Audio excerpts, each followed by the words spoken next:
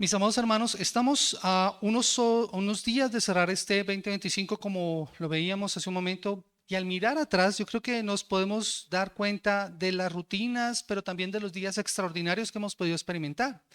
De hecho, algo que podemos identificar precisamente en este capítulo, en Hechos 3, es que Pedro y Juan tenían una costumbre de ir al templo a orar. Y lo que nos muestra es que esto era algo que hacían como una práctica religiosa, pero que en esa ocasión Dios usaría ese momento particular de oración para algo extraordinario. Como les he mencionado, hemos venido estudiando en esta pequeña serie Una iglesia viva, algo que nos muestra cómo Dios ha transformado la iglesia. Una iglesia que anhela la promesa, una iglesia que es llena del Espíritu Santo. Y en ese capítulo, en el capítulo 2, nosotros veíamos como una especie de foto interna de lo que era la iglesia en ese primer siglo. Una iglesia que perseveraba en la doctrina, en la comunión. Pero fue una iglesia que no se quedó encerrada en las cuatro paredes del lugar donde estaban reunidos. Hoy, lo que nosotros vemos, mis amados hermanos, es como Lucas enfoca ahora su atención no a lo que está pasando en las casas, como lo veíamos la semana pasada, sino a lo que está pasando ahora fuera de las casas. Podríamos poner como contexto a este pasaje el versículo 43, cuando nos dice: y sobrevino temor a toda persona, y muchas maravillas y señales eran hechas por los apóstoles. Ese podría ser el contexto de este pasaje, en donde nosotros vemos cómo el testimonio de los discípulos y cómo la obra del Espíritu Santo se hace evidente en medio del pueblo. Así que lo que vemos es que la vida interna de la iglesia ahora sale a las calles a impactar al mundo en medio de la necesidad humana. Y yo creo que, mis hermanos, eso es importante porque a menudo nosotros estamos buscando a Dios solo para que cambie nuestras circunstancias o nuestros momentos temporales. Nos pasa lo que muchas veces le pasó al cojo. Esperamos es recibir unas monedas para satisfacer nuestras necesidades, cuando nuestra real necesidad es mucho más profunda y no se satisface con unas monedas. O a veces nos quedamos como espectadores solo en el asombro del milagro. Pero el pasaje en el que hoy nos encontramos nos revela que el milagro no es el destino final, no era el propósito, no era un fin en sí mismo. El milagro era una oportunidad para presentar algo mucho más profundo, y era tocar a las personas a través del mensaje de la palabra. Lo que ocurrió en ese día en la Puerta de la Hermosa va a provocar espanto entre las personas y hasta un éxtasis. De tal manera que sus mentes quedaron chocadas con lo que estaba pasando, pero estaban listas para recibir el mensaje del Evangelio. Y es justo allí donde la iglesia debe hablar. Y es lo que hace Pedro. Así que, mis amados hermanos, yo creo que nos preguntemos en esta mañana: ¿qué mensaje presenta una iglesia viva ante un mundo atónito y necesitado? ¿Cuál es el mensaje que la iglesia debe presentar a este mundo que vive atónito y espantado, necesitado? En este sermón que yo he titulado Un mensaje, el mensaje de una iglesia viva. El mensaje de una iglesia viva. Y lo que hoy vamos a ver está dividido en dos puntos, dos escenas en las que está estructurado este pasaje. Y la primera de ellas la encontramos nosotros en los versículos del 1 al 10, y que yo he titulado Aprovecha las puertas de oportunidad para presentar el Evangelio. Aprovecha las puertas de oportunidad para presentar el Evangelio. Leamos nuevamente la palabra de Dios, Hechos capítulo 3, versículo 1 al versículo 10. Dice la palabra del Señor: y Pedro y Juan subían juntos al templo a la hora novena, la de la oración. Y era traído un hombre cojo de nacimiento, a quien ponían cada día a la puerta del templo, que se llamaba La Hermosa, para que pidiese limosna de los que se encontraban en el templo. Cuando vio a Pedro y a Juan que iban a entrar en el templo, les rogaba que les diese limosna. Pedro, con Juan, fijando en él los ojos, le dijo: míranos. Entonces él les estuvo atento, esperando recibir de ellos algo. Mas Pedro dijo: no tengo plata ni oro, pero lo que tengo te doy. En el nombre de Jesucristo de Nazaret, levántate y anda. Y tomándolo por la mano derecha, le levantó, y al momento se le afirmaron los pies y los tobillos, y saltando se puso en pie y anduvo y entró con ellos en el templo, andando y saltando y alabando a Dios. Y todo el pueblo le vio andar y alabar a Dios, y le reconocían que era el que se sentaba a pedir limosna a la puerta del templo, La Hermosa. Y se llenaron de asombro y espanto por lo que había sucedido. Mis amados hermanos, lo primero que nosotros nos encontramos en este pasaje es el escenario. Lo primero que encontramos es el escenario. Vemos a Pedro y a Juan que han subido al templo, como es su costumbre, a la hora de la oración. En Israel habían 3 momentos de oración durante el día, uno en la mañana, uno al mediodía y uno en la tarde. Y el de la tarde era el usado precisamente para ofrecer el sacrificio. Así que de seguro, en esta ocasión, a esta hora, habría más personas para poder ofrecer sacrificio. Y la escritura señala que esta era la costumbre de Pedro y de Juan. Ellos subían todos los días a esa hora a orar al templo. Parece que en otras ocasiones han estado allí y han pasado por este mismo lugar, pero en este momento algo distinto ocurre. No sabemos cuánto tiempo, la escritura no nos señala cuánto tiempo ha transcurrido desde que Pedro predicó el primer sermón y este momento. Podemos asumir que han transcurrido algunos días o incluso semanas, pero este día en particular algo diferente ocurre. Y lo que nos muestra la palabra del Señor es el siguiente personaje protagonista en esta historia, que vemos nosotros en el versículo 2. Y era traído un hombre cojo de nacimiento, a quien ponían cada día en la puerta del templo, que se llamaba La Hermosa, para que pidiese limosna de los que entraban en el templo. Este era un hombre, como nos dice la escritura, cojo de nacimiento. O sea, no había podido caminar bien, de seguro caminaba con bastón o con algún apoyo para poder moverse. De hecho, la escritura dice que lo traían todos los días a este lugar para pedir limosna. Ahora yo quiero que pienses por un momento en la condición de este hombre. Mira a este hombre. Este es un hombre que es lisiado de nacimiento. Y esto hace que su situación sea muy complicada. En nuestra época, una discapacidad es difícil. Y eso que nosotros contamos con tecnología y contamos con personas que ayudan a mitigar los efectos de la discapacidad en otras personas. Y si aún así es difícil, ¿cuánto más en esa época?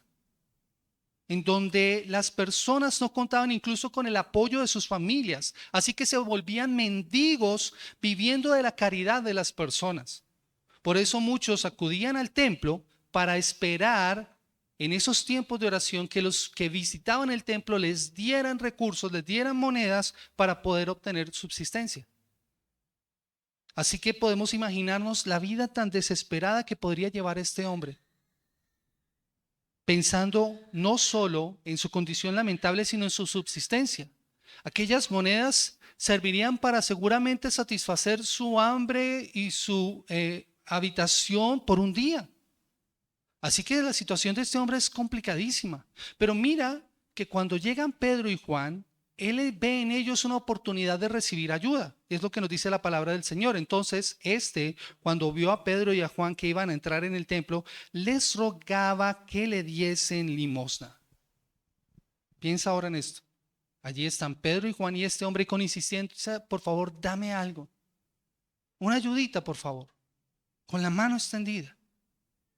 Y es en ese momento cuando los dos discípulos actúan. El versículo 4 nos dice: Pedro y Juan, fijando en él los ojos, le dijeron, Pedro le dijo: míranos, préstanos atención. O sea, en ese momento Pedro y Juan no pasan inadvertidos. Pedro y Juan van a hacer algo. La esperanza de recibir algo, yo creo que aliviaría la situación temporal de este hombre. Y era lo que seguramente esperaba. Recibir unas cuantas monedas para poder tener subsistencia. Pero lo que va a pasar es mucho más profundo. Es necesario considerar que esta situación, por desesperada que fuera, esta condición física a la que estaba reducida este hombre, no se va a solucionar con unas cuantas monedas, porque su problema es mucho más profundo. Y es lo que Pedro y Juan van a señalarle. Su problema y su necesidad solamente puede ser satisfecha de una manera: por Dios mismo.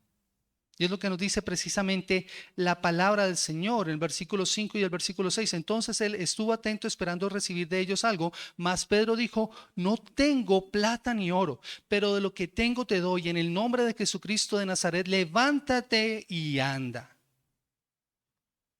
Mis amados hermanos, yo creo que esto debe ser tremendo en ese momento, por varias razones también. Este hombre está en la puerta del templo, pero por su condición física nunca ha podido entrar en el templo. En el templo no estaba permitido que las personas en esa condición entraran, así que tenían que quedarse por fuera. Entonces no es solamente su necesidad económica, sino su necesidad espiritual lo que está en juego. No podía entrar a adorar al Señor.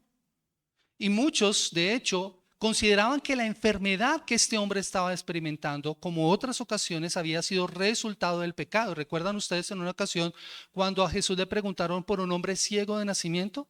¿Quién pecó? ¿Este o sus padres? ¿Y cuál fue la respuesta de Jesús? Pues ni este ni sus padres. Esta enfermedad es para la gloria de Dios. Así que de la misma manera, esta situación va a ser usada por Dios para traer gloria a su nombre. Y es lo que nosotros vemos acá, con la mirada puesta en Pedro. Después de que Pedro le ha dicho, míranos, yo creo que la mirada de este hombre, postrado en el piso, estiraría sus manos esperando recibir algo, algunas monedas, pero de seguro no estaba esperando lo que aconteció. No tengo ni oro ni plata, pero de lo que tengo te doy. En el nombre de Jesús, levántate y anda. Mis amados hermanos, esta es la palabra más hermosa que este hombre pudo haber escuchado en ese momento. Esta era la palabra más hermosa que este hombre hubiera podido escuchar. De hecho, no se comparaba en nada al lugar en donde estaba. Recuerdan, este hombre está sentado en la puerta llamada la Hermosa, una puerta grande de bronce que necesitaba ser movida por más de 20 hombres. Y lo que Pedro y Juan estaban a punto de mostrarle era que este hombre necesitaba entrar por una puerta mucho más hermosa. Juan capítulo 10, el versículo 9 nos dice que Jesús es la puerta. Este hombre necesitaba entrar por esa puerta, así que Pedro y Juan estaban a punto de mostrarles a este hombre que por la gracia del Señor podría entrar por una puerta mucho más hermosa a adorar al Señor. Y eso cambiaría su situación. Mis amados hermanos, yo quiero traer una aplicación para nosotros aquí. Yo creo que en ocasiones nos ocurre lo mismo que le ha pasado a este hombre. Vemos nuestro problema con una mente muy limitada.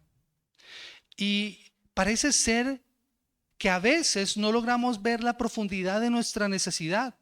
Pensamos en nuestra necesidad solamente en términos físicos o en términos económicos, cuando nuestra necesidad es mucho más profunda. Por eso en ocasiones no buscamos la respuesta legítima a nuestro estado. Este hombre pensó que su solución serían unas cuantas monedas para su día, para tener una cama y una comida, pero lo que requería sin saberlo era mucho mayor. Y al final aprendería que Cristo le va a dar algo mucho más profundo, algo que nunca jamás se habría imaginado. Y eso es una sencilla fórmula matemática, amada iglesia, y que quiero que se aprendan, que en otras ocasiones hemos mencionado. Ustedes deben recordar que todo menos Cristo es igual a nada, pero Cristo más nada es igual a todo. Si yo tengo a Cristo, no necesito de nada más. Y esto era lo que este hombre necesitaba comprender. Todo menos Cristo es igual a nada y Cristo más nada es igual a todo. Nuestro problema, mis amados hermanos, es que en ocasiones hacemos como el cojo. Pedimos a Dios que cambie nuestras circunstancias cuando nosotros deberíamos pedirle que nos cambie a nosotros para poder encontrar gozo en cualquier circunstancia. Nosotros somos los que necesitamos ser transformados. Y eso es lo que este hombre necesitaba aprender en ese día. Así que luego de que Pedro y Juan han captado la atención de este hombre, pasan a decirle esas palabras poderosas que encontramos nosotros en el versículo 6. Estas palabras son más valiosas que el oro y que la plata. Le ofrecieron la gracia y la sanidad que solamente pueden venir del poder del Espíritu Santo y en una demostración poderosa del Evangelio. Así que Pedro apunta al poder que obraría en este hombre. Por eso habla en su nombre. Pedro no está hablando en el nombre de él, sino en el nombre de Jesús. Escuchen lo que dice la palabra del Señor. En el nombre de Jesucristo de Nazaret, levántate y anda. De inmediato, Pedro hace que este hombre ponga sus ojos en Jesús. Pedro está hablando aquí como representante. Habla en nombre de Cristo. Y no solamente reconoce que el poder que está obrando no era propio, sino de Cristo, sino que también está actuando de acuerdo a la voluntad del Señor, de que se deben hacer las cosas para la gloria de Dios. Está actuando como si Cristo estuviera allí, por eso es su representante. Y Pedro actúa en su autoridad, en ese poder delegado que Dios les ha dado. ¿Recuerdan? Hechos capítulo 1, versículo 8. Y recibiréis poder cuando haya venido sobre vosotros el Espíritu Santo y me seréis testigos. Y eso es lo que Pedro está haciendo. ¿Testigo de quién? De Cristo. Por eso apunta a Él. Por eso lo señala a Él. Y la orden es clara. Anda, levántate y anda. Y yo quiero nuevamente que lo imaginemos, amados hermanos. Este hombre está postrado en el piso, esperando recibir una moneda con la mano estirada. Pero cuando Pedro da esta orden, la sorpresa debió haber sido grande cuando lo toma de las manos, lo levanta y este hombre de inmediato queda sano. Dice la palabra del Señor, dice que al momento se le afirmaron los pies y los tobillos. Esto debió haber sido tremendo, mis amados hermanos. El milagro fue hecho completo y la reacción no se hizo esperar. Este hombre ahora completamente sano no para, sino que camina, salta, y eso es tremendo, como los milagros del Señor sin terapia ni tiempo de rehabilitación. El milagro, cuando es completo y no prefabricado, como los milagros modernos, no deja lugar a dudas. Y el versículo 8 nos muestra la reacción de las personas. Versículo 8, y saltando se puso en pie y anduvo y entró con ellos en el templo, andando, saltando y alabando a Dios. El templo que antes había estado cerrado para que entrara, a pesar de siempre estar en la puerta, ahora se abría para recibirlo en alabanza a Dios. ¿Qué es esa la respuesta correcta cuando se obra poderosamente de parte del Señor? Cuando vemos la obra poderosa del Señor. De la misma forma en que se había cumplido, de hecho, en el ministerio terrenal de Jesús. La palabra del Señor dice en Isaías capítulo 35. Y quiero invitarles que me acompañen allí. Isaías capítulo 35, el versículo 5 y el versículo 6. Escuchen lo que dice la palabra del Señor. Entonces los ojos de los ciegos serán abiertos y los oídos de los sordos se abrirán. Entonces el cojo saltará como un ciervo y cantará la lengua del mudo, porque aguas serán cavadas en el desierto y torrentes en la soledad. Así que, iglesia, lo que vemos aquí es el cumplimiento precisamente de esa profecía, el cumplimiento de esa verdad. Y muchos discuten si este tipo de operaciones o este tipo de obras del Señor deben seguir ocurriendo en la iglesia en la actualidad. Primero, mis amados hermanos, yo creo que es necesario recordar que los milagros no son un fin en sí mismo. No son un fin en sí mismo, así como tampoco lo fue ese milagro. Un milagro por sí mismo no tiene propósito. Una persona puede ser incluso sanada milagrosamente y continuar rumbo al infierno. Así que el milagro no es el fin. El milagro es un medio para validar lo que estaba pasando en ese momento. Y es de hecho lo que ocurre. El milagro valida a quienes están proclamando el evangelio, en este caso a Pedro y a Juan, como ocurrió también en el ministerio de Jesús. Son demostraciones del poder divino que ha sido impartido sobre ellos, para demostrar que Jesús era el Mesías prometido y que los apóstoles en este caso eran enviados por Dios.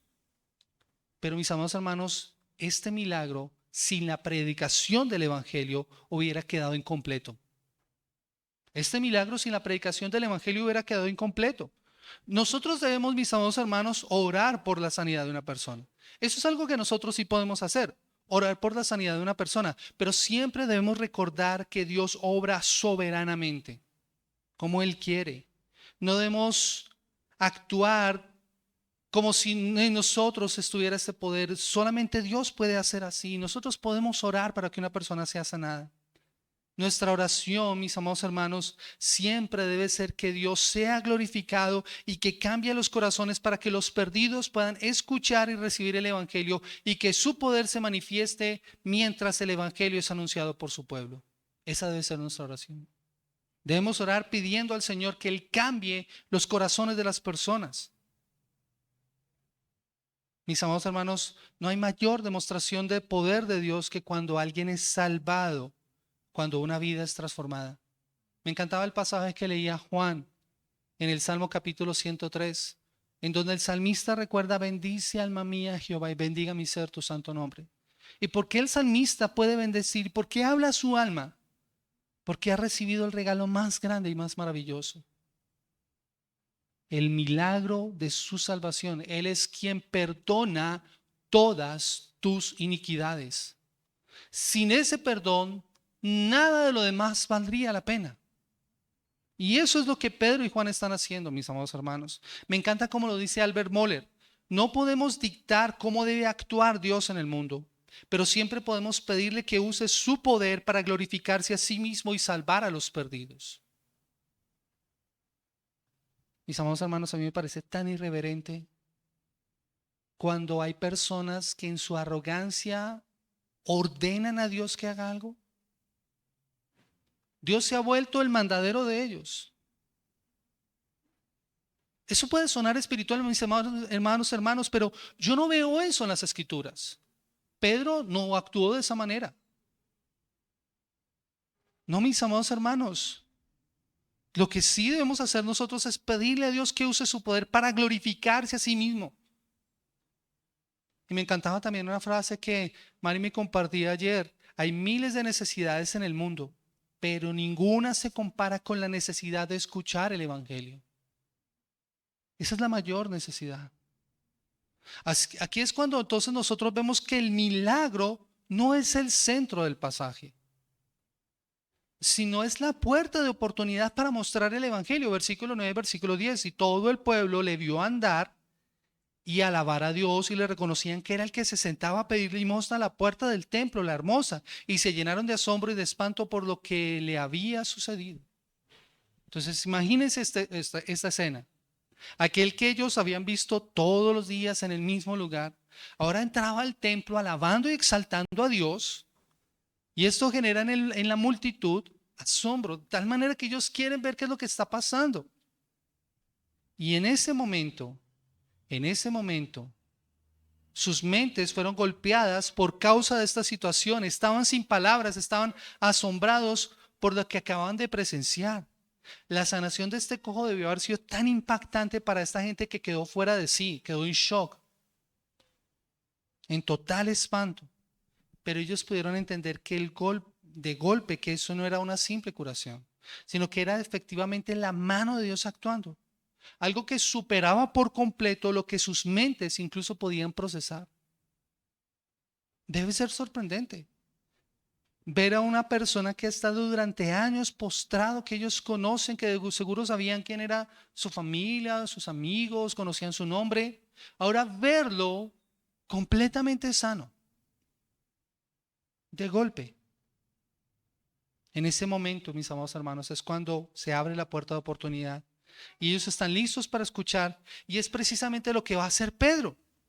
La puerta de oportunidad está abierta para poder mostrar la mayor fuente de admiración y asombro, que es Cristo mismo y su evangelio. De modo que Pedro va a hacer esto y va a apuntar a Cristo, el dador del milagro, y por eso, al igual que ellos, nosotros deberíamos apuntar por medio de nuestros dones a Cristo, a nuestro Salvador. Ya vimos, mis amados hermanos, que el Espíritu Santo obra a través de estos mensajeros, y el resto del pasaje nos va a mostrar cómo esta es una oportunidad para predicar el Evangelio. Pedro va a apuntar al Salvador, y esto nos lleva entonces a nuestro segundo punto. Una iglesia viva presenta la necesidad de Cristo y de su Evangelio. Una iglesia viva presenta la necesidad de Cristo y su Evangelio, versículo 11 al versículo 26. Y lo que vemos acá, mis amados hermanos, es que Pedro no pierde el tiempo. Con el hombre que había sido sanado, en ese mismo lugar en donde habían ocurrido, inició su sermón, que tiene varias partes que nosotros debemos prestarles atención, porque ante este asombro, la confusión también surge.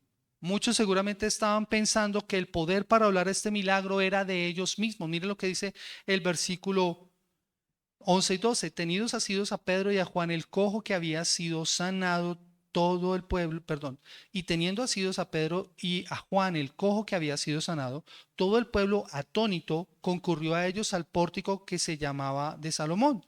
Y viendo esto, Pedro respondió al pueblo: varones israelitas, ¿por qué os maravilláis de esto? ¿O por qué ponéis los ojos en nosotros como si por nuestro poder o piedad hubiésemos hecho andar a este? Las preguntas que están planteando aquí estos hombres tienen el propósito de mostrar que ellos no fueron los que obraron el milagro. No hay nada especial en ellos. No fue su piedad, no fue su santidad, no fue que se apartaron y oraron y ayunaron. No, el poder le pertenece al Señor. Nosotros, al igual que ellos, siempre debemos apuntar a las personas hacia aquel que obra, hacia Cristo, hacia la verdadera fuente de las bendiciones y los dones. Y lo que hace Pedro es que, como esta es una audiencia judía, va a apelar precisamente a los argumentos de las Escrituras que todos ellos conocen, junto con las promesas que a lo largo de sus vidas habían aprendido. Y lo primero que les recuerda es su pasado nacional. Versículo 13. Dice: el Dios de Abraham, de Isaac y de Jacob, el Dios de nuestros padres, ha glorificado a su Hijo Jesús, a quien vosotros entregasteis y negasteis delante de Pilato cuando éste había resuelto ponerlo en libertad. Al recordarles a los patriarcas, lo que está haciendo Pedro es recordarles las promesas que ellos habían recibido de antaño, particularmente cuando habla acerca de Abraham. En Génesis capítulo 12, capítulo 15 y capítulo 17, encontramos esas promesas que Dios le hizo al patriarca. Y que está siendo evidente que esas promesas se cumplieron precisamente en Jesús, porque Él es la verdadera descendencia de Abraham. Miren lo que dice el versículo 25. Dice: y vosotros sois los hijos de los profetas y del pacto que Dios hizo con nuestros padres, diciendo a Abraham: en tu simiente serán benditas todas las familias de la tierra. Gálatas capítulo 3, el versículo 16, Pablo habla acerca de esto mismo. Y dice la palabra del Señor: ahora bien, a Abraham fueron hechas las promesas y a su simiente. Y no dice y a las simientes como si hablase de muchos, sino como de uno, a tu simiente, la cual es Cristo. Versículo 16, dice la palabra del Señor estas palabras en Gálatas capítulo 3. Y en el versículo 29 les recuerda por qué esto es importante. Y vosotros sois de Cristo, ciertamente el linaje de Abraham, sois herederos según la promesa. Así que lo que está haciendo Pedro es precisamente apuntar a que el pueblo recuerde las promesas y que esas promesas tienen su cumplimiento en Cristo. Los que están unidos a Jesús por la fe, esos son los verdaderos descendientes de Abraham. Mis amados hermanos, la salvación no es un asunto de herencia. Es un asunto de fe y de confianza en la gracia que salva por medio de Cristo. Porque Él fue glorificado por el Padre. Él es el verdadero Hijo. Y lo que hace Pedro después de señalar esta verdad es mostrar la acusación contra el pueblo. Versículo 14, dice la palabra del Señor: mas vosotros negasteis al santo y al justo y pedisteis que os diese un homicida. Y matasteis al autor de la vida, a quien Dios ha resucitado de los muertos, de lo cual nosotros somos testigos. Pedro entonces acusa a sus oyentes por lo que ocurrió en el momento en que Jesús está siendo juzgado por Poncio Pilato. Poncio Pilato había constatado efectivamente que Jesús era inocente y sabía que la razón por la cual estaba siendo acusado y juzgado era porque los líderes estaban buscando una excusa para poderlo quitar del camino. Pero él cedió ante la presión y los líderes religiosos presionaron al pueblo para que en ese momento en el que él indultaba a uno de los delincuentes, Barrabás fuera soltado y él fuera condenado. Barrabás merecía su sentencia por causa de sus delitos, pero Jesús es el santo y el justo. Y aquí Pedro está haciendo algo que debe estremecer al pueblo. Jesús es el santo, y eso significa que había sido separado por Dios, no solo por su vida en la que nunca pecó, sino que vivió en la perfecta voluntad del Padre. Y en su justicia, Él es justo porque nunca cometió ningún delito. A diferencia de tú de tú, de tú, de tú, de mí, de Barrabás. Él no cometió ningún delito. Pero es entonces donde vemos la ironía. Ellos pidieron el indulto para un delincuente, por lo que en ese momento se convirtieron en asesinos. Y en su sentencia, Pedro señala, ustedes pidieron que liberaran a un culpable. Mataron al autor de la vida, aquel que es el origen de todas las cosas, el pionero, el iniciador de todas las cosas. Con esto Pedro está reconociendo la deidad de Cristo. Y yo quiero que vean esto, mis amados hermanos. Pedro está apuntando a que ellos puedan ver al Cristo glorioso, inocente, justo, santo, autor de la vida. Ellos se convirtieron entonces en asesinos al exigir matar al autor de la vida y al mismo tiempo que exigían que se salvara la vida de un asesino. Pero mis amados hermanos, la Escritura nos señala que ese no fue el fin de la historia y Pedro le señala esto. Así que, versículo 17, más ahora, hermanos, sé que por ignorancia lo habéis hecho, como también vuestros gobernantes. Versículo 16, por la fe en su nombre a este que vosotros veis y conocéis, le ha confirmado su nombre y la fe es por él. La fe que es por él ha dado a esta completa sanidad en presencia de todos vosotros. Así que Pedro señala que Cristo es quien ha obrado esto. En base a lo anterior, es que este milagro ha ocurrido.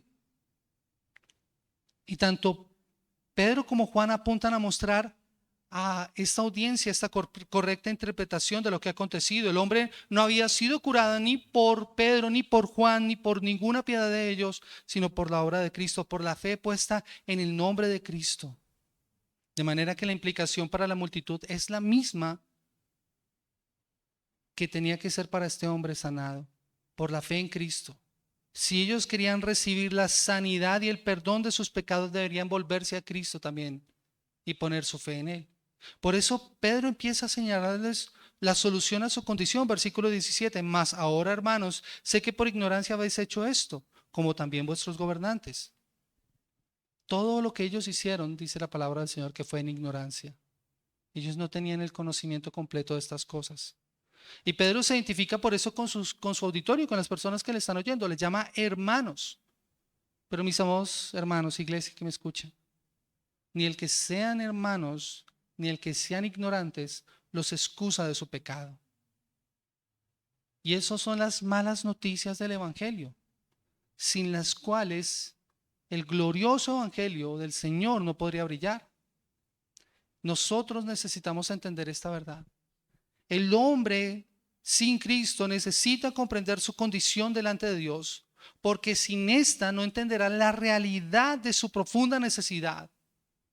Iglesia, cualquier otro intento de predicar un evangelio diferente señalando lo contrario producirá en los oyentes confusión e incredulidad. Empezar diciéndole a las personas Dios tiene un plan maravilloso para tu vida es engañar a las personas. Predicar mensajes de autoayuda y de superación personal van a dejar a las personas de pronto con gozo en su corazón, una alegría momentánea en su corazón, pero rumbo al infierno. Ese mensaje no salva. Suavizar la pasta, ablandarla para que la persona venga a la iglesia, nunca será la receta para la salvación. Hoy en día, mis amados hermanos, se teme hablar de pecado. Y yo no sé si ustedes han visto en noticias o seguramente algunos reels en YouTube o en las redes sociales. Hay lugares, por ejemplo, en donde ya no se dice Feliz Navidad por temor a ofender a las personas. Pero parece que eso se ha infiltrado tan directamente en las iglesias. Hablar de pecado no le gusta a las personas. Señalar el pecado ofende. Pero como dice John MacArthur, si la palabra de Dios ofende, deja que ofenda, porque la gente ha vivido ofendiendo a Dios toda su vida. Nosotros no podemos negar la realidad de la condición del ser humano y eso es lo que Pedro hace acá. Pedro hubiera podido predicar un mensaje diferente ese día. Dios quiere sanarlos a todos. Dios quiere que todos sean prósperos. ¿Cómo creen ustedes que hubieran reaccionado las personas en ese momento? Pero Pedro no lo hace así. Pedro señala la condición en la que está Israel, necesitada de la salvación. Así que, mis amados hermanos, ninguno de los sermones en el Nuevo Testamento vemos que los apóstoles prediquen algo diferente a esto. Siempre empezaban mostrando la gloria de Dios. Siempre señalaban el pecado del ser humano, lo que los llevaba o debía llevar a la audiencia a tomar una decisión. Y es lo que precisamente Pedro va a hacer a partir del versículo 18. Dice, versículo 18, pero Dios ha cumplido así lo que había antes anunciado por boca de todos sus profetas, que Jesucristo había de padecer. Mis amados hermanos, Pedro quiere señalar que la muerte de Jesús no fue el plan B de Dios, siempre fue el plan de Dios. Siempre fue el plan para redimir a la humanidad. De lo contrario, no hubiera sido posible. La muerte de Jesús no fue un accidente, fue el cumplimiento de todos los anuncios y de todas las promesas hechas desde el Antiguo Testamento. Por eso la audiencia es llamada a responder. Versículo 19. Así que arrepentíos y convertidos para que sean borrados vuestros pecados, para que vengan de la presencia del Señor tiempos de refrigerio. Y ese así que es el llamado a responder. Es en consecuencia a todo lo anterior. En consecuencia al actuar del pueblo de Israel. Ellos habían tratado de liberar a un asesino, mataron al autor de la vida, pero Jesús cumple todas las escrituras y cumple el plan de redención. Y Pedro entonces les dice a ellos lo que deben hacer: arrepentíos y convertidos. Arrepentirse significa cambiar de opinión o de propósito. No es una simple decisión que se toma con la mente. Es un cambio en la manera de pensar que resulta en un cambio en la conducta. La persona que se arrepiente es consciente de que ha obrado mal. Sus emociones entonces son afectadas y entiende que el pecado que antes amaba ahora es odiado y actúa para vivir en pos de Dios y convertirse, y es lo que hacen los pecadores. Y esto debió chocar de frente en esta audiencia judía. Y piensen en esto: ¿ellos dónde están? Están en el templo, adorando al Señor. Tal vez muchos consideraban que no necesitaban arrepentirse. Yo estoy en el lugar correcto. Estoy ofreciendo sacrificio. Vengo a orar. Pero Pedro quiere mostrarles que no es la religiosidad lo que los va a salvar. No son sus buenas obras. No son sus buenas acciones. Por más fieles que pudieran parecer al Señor. Por mucho tiempo ellos habían supuestamente pensado que caminar con Dios era actuar de esa manera y se veían a sí mismos justos, pero desconocían su realidad. Y es lo que Pedro quiere mostrarles.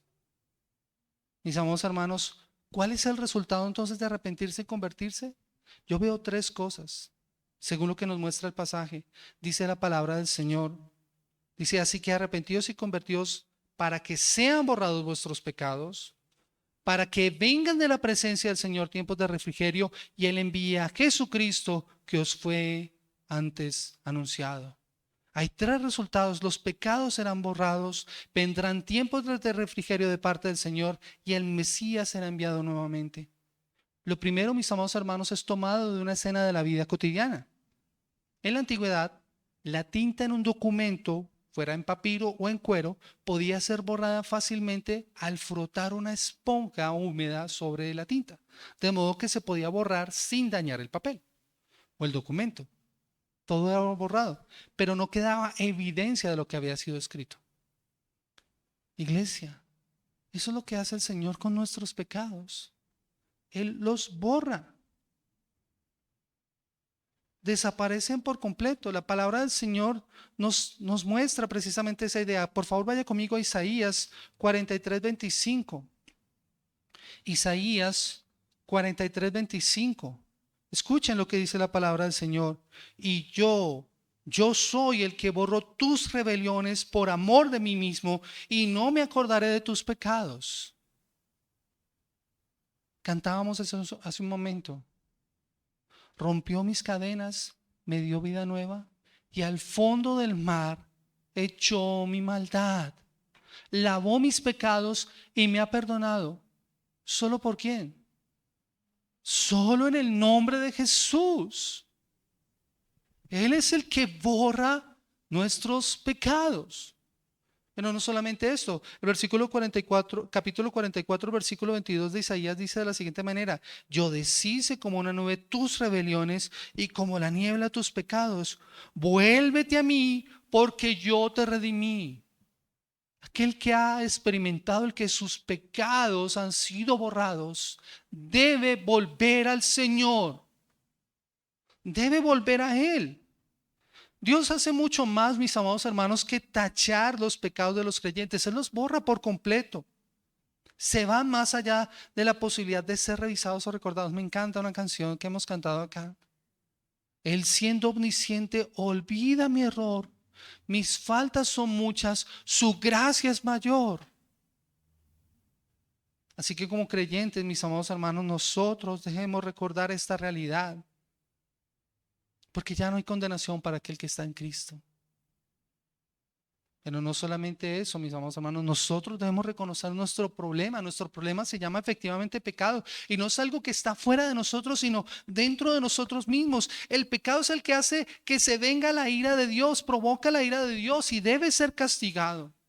Por eso cuando nos volvemos a Cristo en arrepentimiento y fe, Dios borra nuestro pecado de tal manera que ya no tenemos que soportar el castigo. ¿Y por qué? Porque Cristo lo soportó en nuestro lugar. Cristo recibió el castigo por nosotros. Pero Pedro no se queda solamente en esto. Él quiere que ellos vean un segundo elemento, y es que vendrían tiempos de refrigerio de parte del Señor. En la teología existe una tensión entre el ya y el todavía no, y en este pasaje lo vemos claramente. Después de la conversión de un creyente, nosotros podemos experimentar paz con Dios. Es lo que nos dice las Escrituras. Justificados pues por la fe, tenemos paz para con Dios por medio de Cristo, Romanos 5:1. Y aunque el refrigerio que experimentamos es temporal y no es completo, esperamos un tiempo en donde experimentaremos completamente ese refrigerio. La palabra de Dios habla acerca de la shalom, de la paz de Dios. ¿Saben cuándo experimentaremos totalmente esa paz completa y plena? En donde ya no habrá llanto, ni dolor, ni tristeza, ni enfermedad, ni sufrimiento. Mis amados hermanos, sabemos que nuestros pecados han sido perdonados. Tenemos paz con Dios, pero de este lado de la eternidad no estamos experimentando esos tiempos de refrigerio completos, porque pasamos por dificultades. Vivimos en un mundo caído, sujeto a maldición todavía. Pero ¿cuándo podremos experimentar plenamente eso? Cuando Cristo vuelva por segunda vez. El Señor ha inaugurado su reino. Y lo cantábamos también: venga tu reino, sea tu voluntad. Ya Jesús ha inaugurado esa nueva creación, pero la vemos de manera parcial.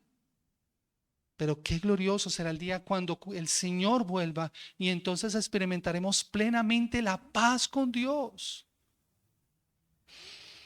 Y el tercer elemento es el que nos da como el cierre a eso que obra cuando una persona se arrepiente. Y es que Jesús, el que ha sido prometido, volverá. El Señor volverá. Esa es la esperanza más grande del creyente. Esa es la esperanza que hace que de este lado de la eternidad, por más bendiciones que podamos experimentar, siempre nos quede haciendo falta algo más. Mis amados hermanos, en uno de nuestros estudios del domingo en la mañana, cuando estábamos estudiando el discipulado de Marcos, hablábamos acerca de que de este lado de la eternidad solamente hemos experimentado el 1% de las bendiciones. El restante 99.9% lo vamos a experimentar en la gloria del Señor cuando Él vuelva.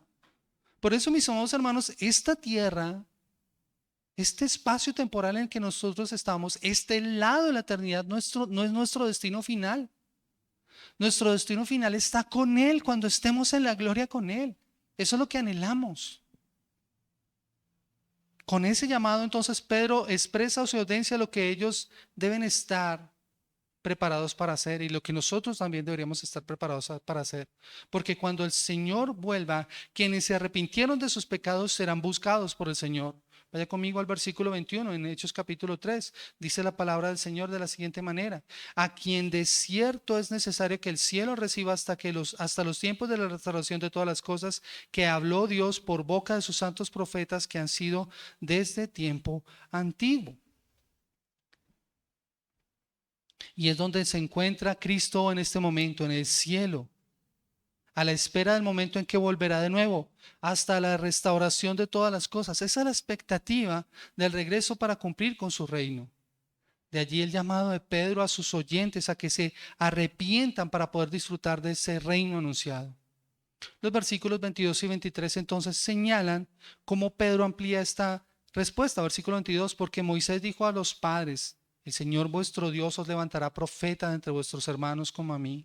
A él oiréis en todas las cosas que os hable. Y toda alma que no oiga a aquel profeta será desarraigado del pueblo. Y Pedro aquí implica algo tremendo para aquellos oyentes, algo muy serio. Porque aquellos que no respondan positivamente al llamado de arrepentimiento, los que no vengan a él en arrepentimiento y fe, serán desarraigados del pueblo. Aquí la palabra usada es muy fuerte, implica esa destrucción a la que van a llegar aquellos que rehúsan oír la voz de Dios por medio de Cristo. Por eso en otras versiones dice que serían eliminados del pueblo. Pedro apela a un pasaje en el Antiguo Testamento, precisamente en Deuteronomio capítulo 18, cuando Dios dice a Moisés que va a levantar a otro profeta de medio de ellos para guiarlos en un nuevo éxodo. Y Pedro lo que hace es tomar este pasaje y aplicarlo a Jesús y a el éxodo que el Señor quiere hacer. Un éxodo mucho mayor y más grande que el guiado por Moisés.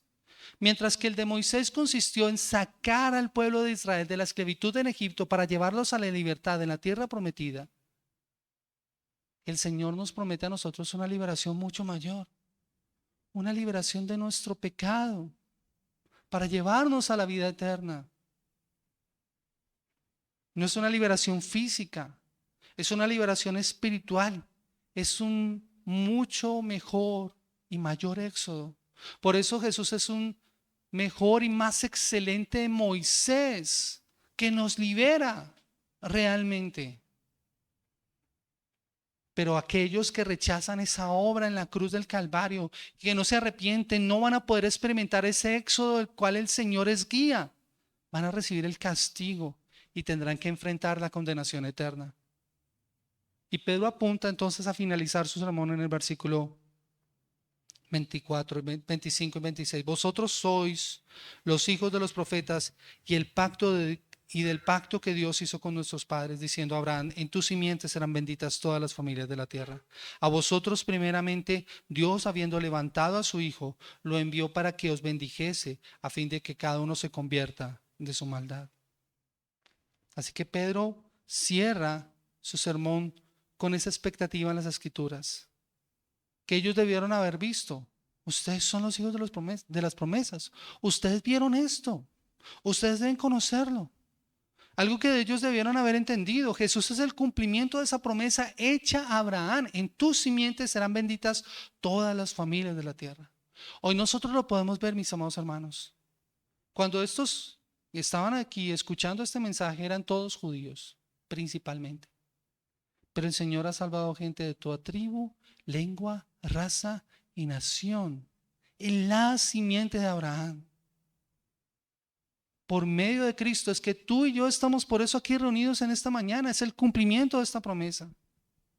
Pero entonces va a cerrar este sermón ofreciendo esperanza por medio del arrepentimiento y del perdón, empezando con ellos y diciéndoles que mientras haya tiempo deben convertirse de su maldad. Iglesia, yo quiero ir cerrando también aquí. ¿Qué podemos señalar aquí? Yo creo que este pasaje señala un cuadro glorioso de la predicación del Evangelio. Noten que no es un mensaje motivacional, no es un mensaje de superación personal, es un mensaje que trae real transformación a la vida de las personas. Es el mensaje de Cristo que vino a salvar lo que se había perdido. Y yo creo que podemos ver que hay dos posibles respuestas al Evangelio acá. O aceptas y vas a Cristo en arrepentimiento y fe, o lo rechazas y esperas ser destruido por su ira. Pedro mostró la verdad del Evangelio y exhortó por eso a los oyentes a responder afirmativamente. ¿Cuál va a ser tu respuesta en esta mañana? Nosotros como cristianos, nosotros que nos identificamos como hijos de Dios, somos aquellos que hemos escuchado este mismo evangelio y que hemos respondido arrepintiéndonos de nuestros pecados, y ahora nos esforzamos para que aquellas personas que nos rodean escuchen ese evangelio que nos ha salvado. Nosotros también somos llamados a predicar el evangelio de arrepentimiento, a pedirle a las personas que se conviertan para que puedan disfrutar de los tiempos de refrigerio del Señor, sabiendo que sus pecados han sido borrados y manteniendo la expectativa en el reino de Cristo cuando Él vuelva. Por eso una iglesia viva es una iglesia que proclama el evangelio. Y en esa proclamación deben ocurrir tres cosas que Pedro ha hecho acá. Cristo debe ser exaltado, el pecador debe ser llamado al arrepentimiento y la iglesia debe ser movida al compromiso y a la santificación. Domingo a domingo, eso debe pasar cada vez que escuchemos un sermón. Si eso no está pasando, si esos tres elementos no están ocurriendo, mis amados hermanos, no hemos escuchado el evangelio que salva, sino otro evangelio, uno que no salva, uno que nos deja en condenación. Somos llamados por eso a presentar el evangelio. Y tal vez nuestra audiencia no es una audiencia judía como en el caso de Pedro, pero si tenemos la oportunidad debemos anunciarlo. ¿Y cómo podemos hacerlo? Iglesia, yo quiero darte una manera en la que puedes presentar el evangelio a otros. Y para esto voy a usar algo que aprendí del pastor John Piper hace unos años, el evangelio en 6 minutos. ¿Quieres compartir el evangelio? Primero tú debes entender qué es el evangelio. ¿Qué es el evangelio? Escucha el evangelio en una oración. El evangelio es la noticia de que Jesucristo, el justo, murió por nuestros pecados, que se levantó de nuevo triunfante por toda la eternidad sobre todos sus enemigos, para que ahora no haya condenación o condena para aquellos que creen, sino solo un gozo eterno. El evangelio nos muestra que Dios nos creó para su gloria, según lo dice Isaías capítulo 43, el versículo 6. Dios nos hizo a todos conforme a su imagen, de tal manera que podemos ser una imagen o reflejo de su carácter y de su belleza moral. Y todos nosotros deberíamos vivir para la gloria de Dios, como lo dice 1 Corintios 10:31. Y la manera en la que podemos vivir para la gloria de Dios es amándolo, confiando en Él, dándole gracias, obedeciéndole. Cuando hacemos esas cosas le glorificamos. Pero la realidad, mis amados hermanos, es que todos hemos pecado y no alcanzamos la gloria de Dios. Ninguno de nosotros ha amado y confiado y dado gracias y obedecido a Dios como deberíamos. Por eso todos merecemos el castigo eterno. Pero Dios en su gran misericordia envió a su Hijo unigénito, a su único Hijo, con el fin de proveer el camino de la salvación para nosotros como pecadores. La vida eterna es un regalo gratuito para todos aquellos que confían en Cristo como Señor y Salvador. Ese, mis amados hermanos, es el evangelio que nosotros predicamos. El que nosotros debemos anunciar a todos aquellos que están sin Cristo, y que espero que en esta mañana tú que estás sin Cristo hayas podido escuchar y hayas podido ser redarguido por el Espíritu Santo para arrepentirte y venir a Cristo en arrepentimiento y fe. Pero iglesia, tú no creas ni por un momento que no necesitas del evangelio. El evangelio que te salva es el mismo evangelio que te santifica y te ayuda a crecer en tu fe. Creyente, tú no puedes superar el evangelio, dice John Piper. Nunca, nunca, nunca superas tu necesidad de él. Nunca pienses en el evangelio como esa es la manera en la que se salva y después se fortifica por dejándolo y haciendo cualquier otra cosa. No. Dios nos fortalece diariamente por medio del evangelio hasta el día de nuestra muerte. Tú nunca superarás la necesidad de predicarte el evangelio día tras día. Debes predicarte el evangelio todos los días. Piensa por un momento en tus circunstancias. Piensa por un momento en cada situación que enfrentas día tras día. Tal vez estás pasando por una situación difícil en tu hogar, en tu familia, y no sabes qué hacer. Pero aquí es cuando podemos predicarnos el Evangelio y mirar el Evangelio en la palabra del Señor para los que somos salvos. Y podría mirar muchísimos pasajes. Pero venía a mi mente uno en Romanos capítulo 8, versículo 28 y 29, y sabemos que a los que aman a Dios, todas las cosas les ayudan a bien, estos a los que conforme a su propósito son llamados, porque a los que antes conoció también los predestinó para que fuesen hechos conforme a la imagen de su Hijo, para que Él sea el primogénito entre muchos hermanos. La iglesia, ese es el Evangelio para ti. ¿Cuál es tu situación? ¿Cuál es tu circunstancia difícil? No importa la situación. A los que amamos a Dios, todas las cosas nos ayudan a bien. Habla tu vida, predícate el Evangelio. Recuerda lo que decía el salmista: bendice, alma mía, a Jehová. Eso es predicarte el Evangelio. Recuerda, no hay circunstancia tan grande que te separe del amor de Cristo. No hay circunstancia que sea lo suficientemente grande como para que el Señor no la tenga en cuenta. Dice, ¿qué pues diremos a esto? Si Dios es por nosotros, ¿quién contra nosotros? Ese es el Evangelio predicado a ti. ¿Quién te separará del amor de Cristo? La Escritura es clara y Pablo nos dice, nada nos podrá separar del amor de Cristo. Ese es el Evangelio predicado, iglesia, para ti. Predícate el Evangelio. Predícate el Evangelio. Dice John Piper algo que me encanta. Mira, por eso la Biblia es tan gruesa.